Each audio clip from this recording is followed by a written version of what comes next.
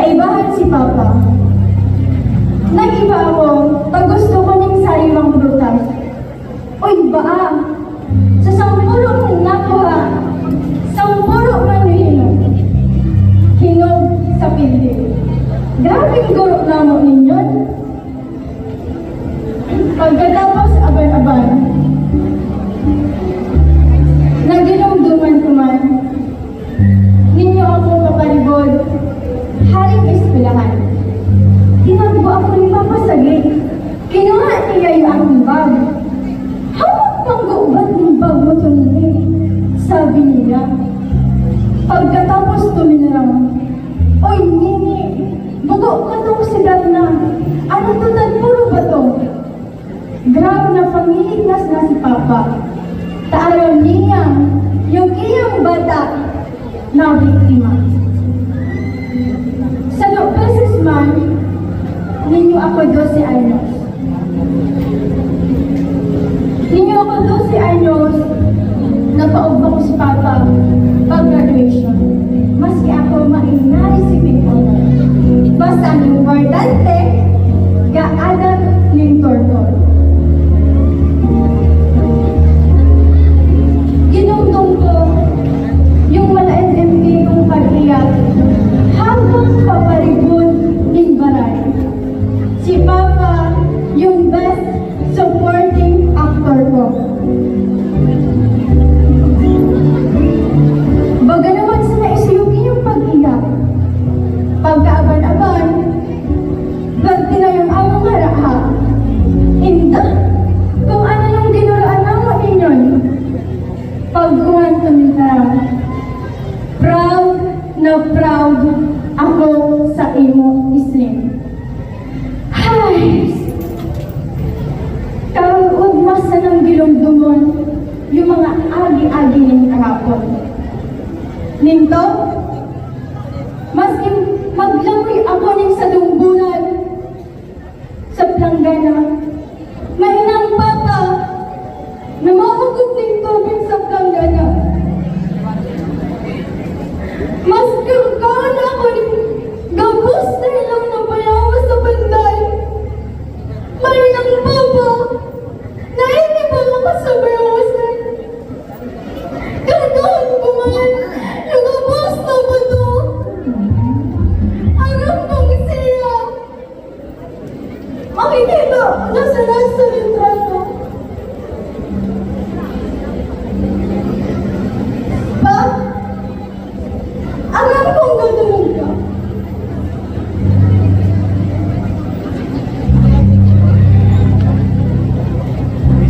Ilang beses ako uminiyak.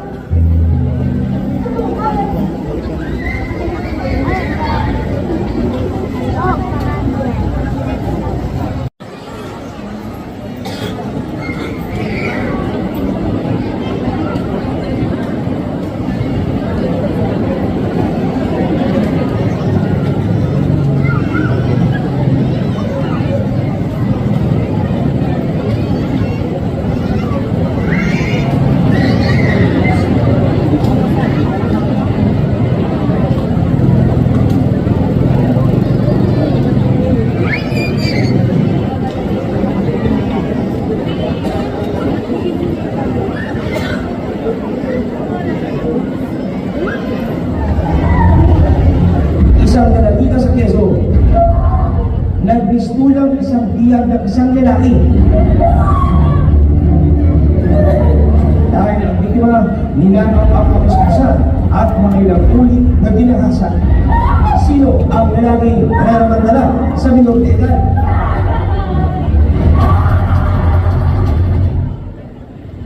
May pulis sa ilalim ng tulay. Inahabang sa lupa ang justisyang pinatay habang walang nakakakita. Ulog na ang sistema, serbisyo niya hinisew kung walang gayraw.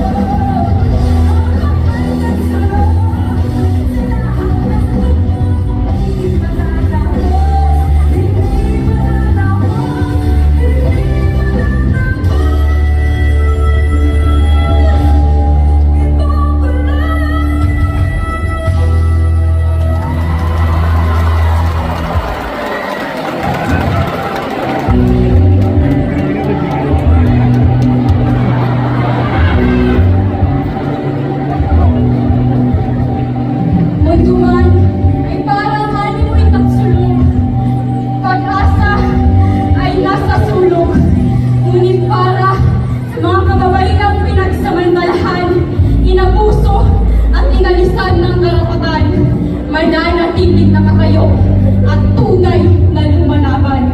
Sapagkat lumipas pa ng araw, patuloy pa rin ang buhay.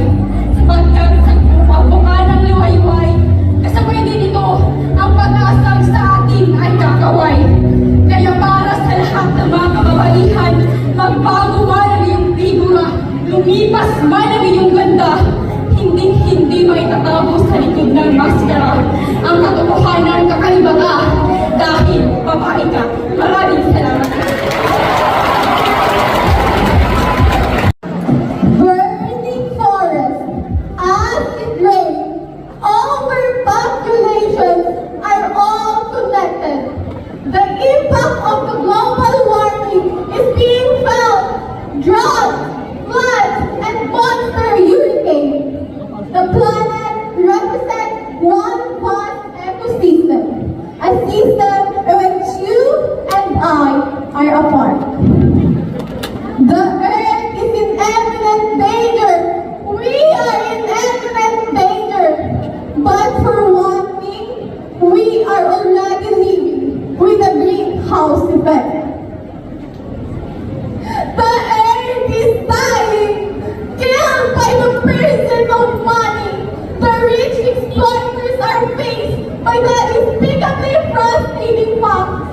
They have inherited the earth, but the earth is dying on them. So what's our world in our future? Does the ecological apocalypse belong in our future? Or is there a solution with our world's problem? Yes, we should work hand in hand to make this world a better place to live in. Once again, this is Diane May Eusebio, encouraging you all that it's never too late to help save our home, our planet, our Mother Nature. Thank you.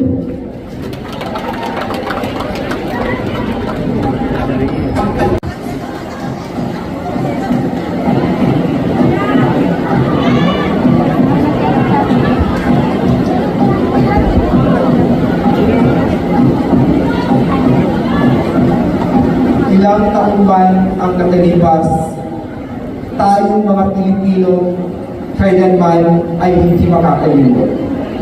Mananatiling puro at may pagtindig ang ating pagmamahal sa demokrasya at kalayaan.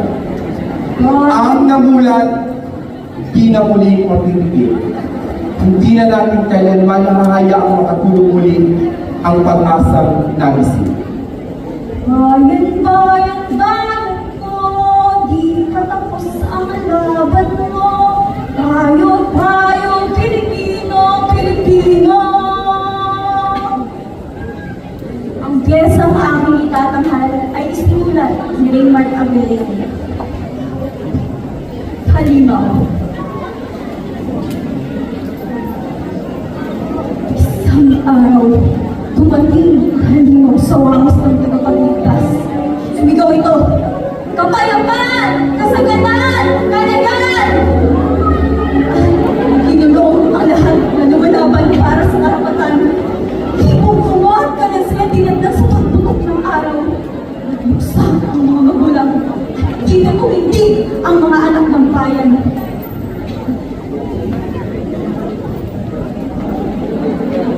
Nagbugi ang bayan. Pagkamat na ngayon sa mga bayan ay nagbuwis ng buhay ay hindi naman nawalang saysay ang bawat tugong inalay. Ito ang kita. Nagsimulat sa kasaysayan. May dumarating na bagong halimaw. Mas mapangalan ang tangan niyang ngalan. Ang kasinungalingan. Dito sumisigaw, bagkos, marahang magsalita kung minsa'y nagtutulog kanta pa. Masarap sa tenga, awit niya raw, parang pagkasa. Walaan, dito magsisimula ang iinumin niya ang dugo, ngunit hindi ito magagaling sa leeg ng kasalukuyan.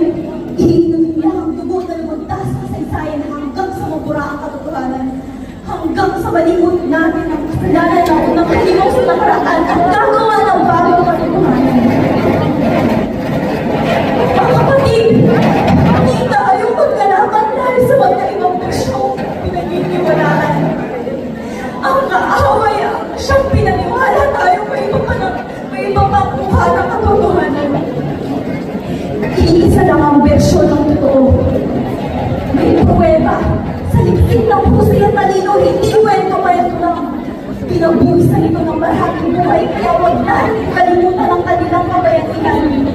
natin ibaon sa limot ang kasaysayan. Tumayin natin palagi ang totoo. Dahil tayo ang kinatatakutan ng halimaw. Tayo ng mga Pilipinong tapat. Tayo ng mga Pilipinong nag-iisip. Tayo ng mga Pilipinong nagmamahal sa katotohanan.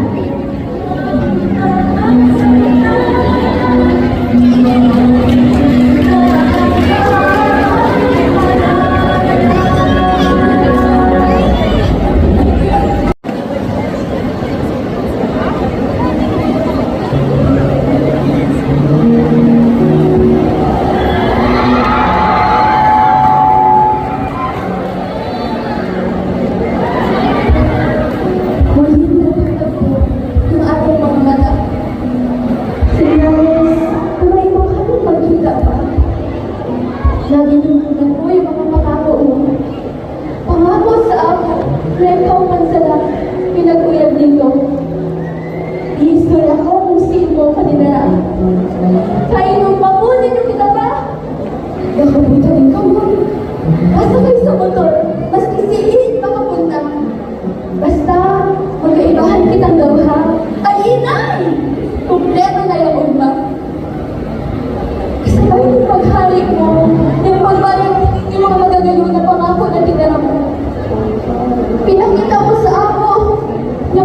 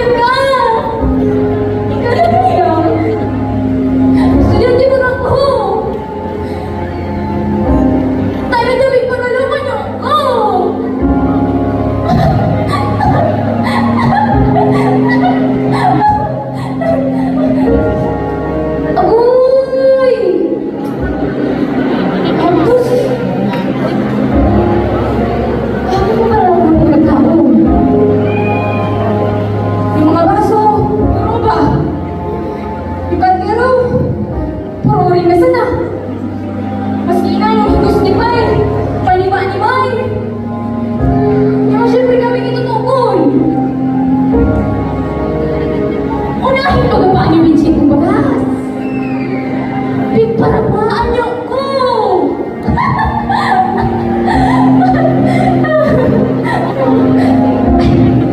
Saan? Kapaiswilan ako. Pagayin-gayin ako. Una. Uuragan ko. Kaso, takot ako. Tagaan. Hanabuan ko yung mga injit. May napanood sa balita. Nang bangga na ba yung mga parpangista. Kaso, mga parang nakakatakitan ko. Wala mong parang sa dagat. Yung akong ispilahan. Ano ba yan?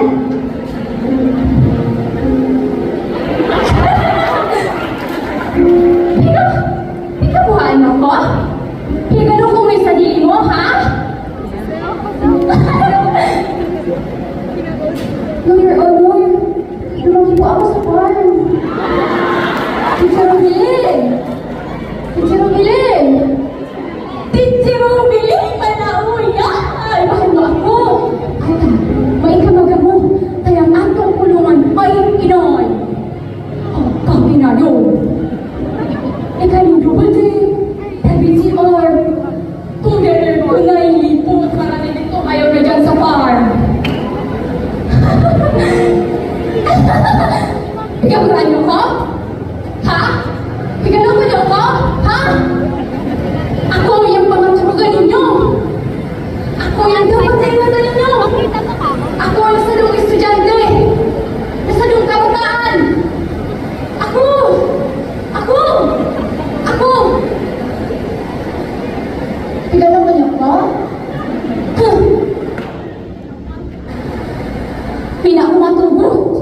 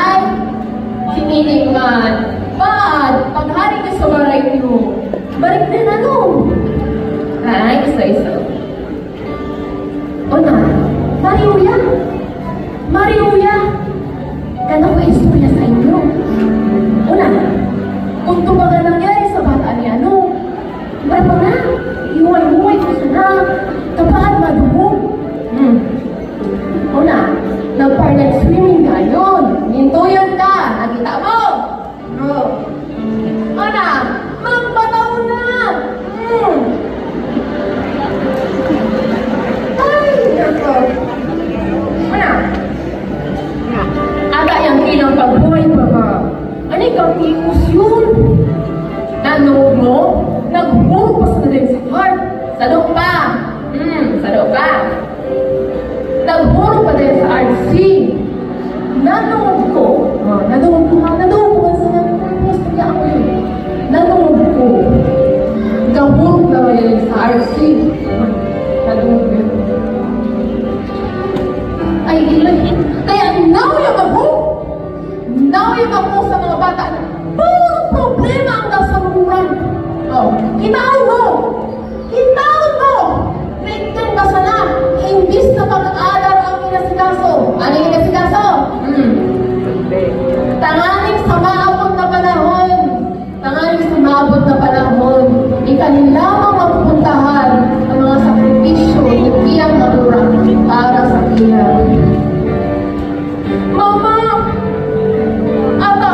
Mama daw ko pang gata!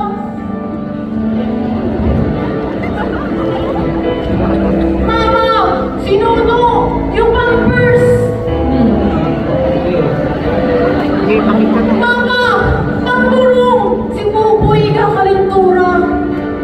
Ay, sabi ko, mahagating panggatas, mahagating pangulo, mahagating pang-diapers. Ay, inay, Diyos ko, Maria man.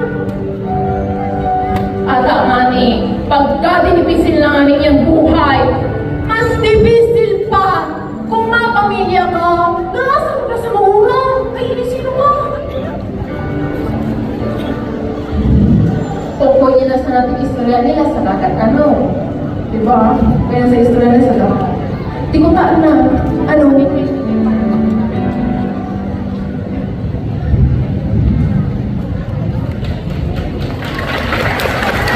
Ay! Ano man yan? Napranaon lang! Mananimik ka! Nagawin ako!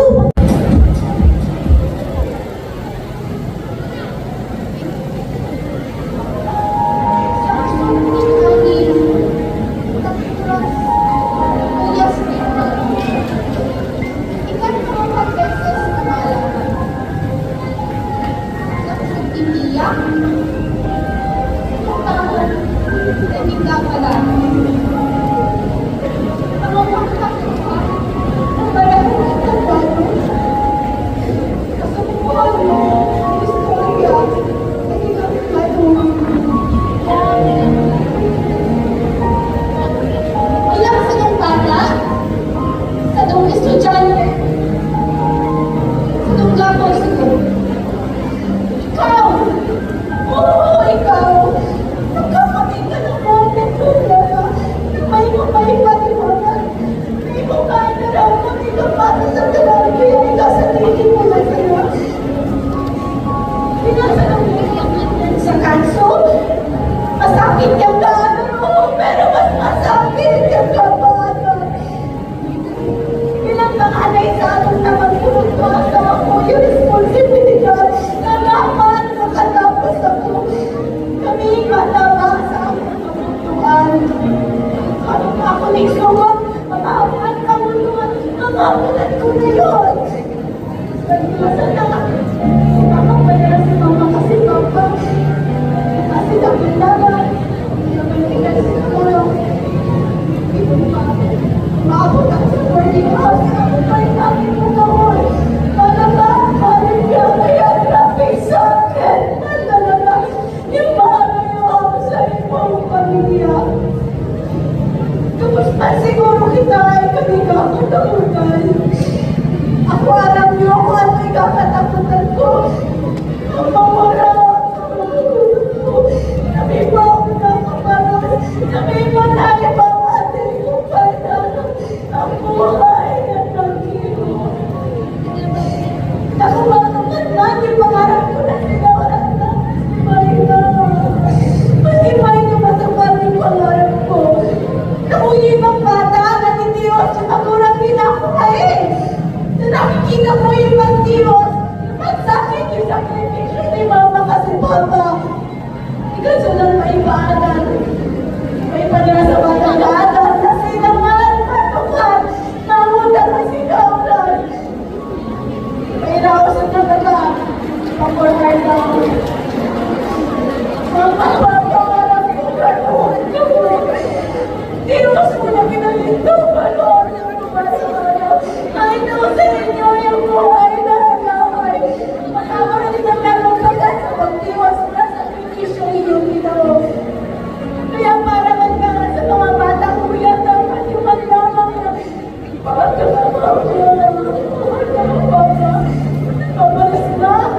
Mapalas na, daarang ko, katungyan sa mga rason. Kung tayon na sila, nakusang mo na rin kapanagos. Kaya nito, inalam ko na harayon pa, pero harayon na, kaya may akong nakikitang dahilan para nakulong pa. Mama, papa, para sa akong kabuyong the best. Kuran man kita ng ibang tao sa kamutang tanda para sa ako. The best ka mo na napatakuran niya ako na ikanta ko sa Diyos. Niwayan sa dili mo na pagmamahal sa kapwa. Ako tabi si Hazel May Lopez. Magawang sama ko na. Napatagos para ipakita na may imposibleng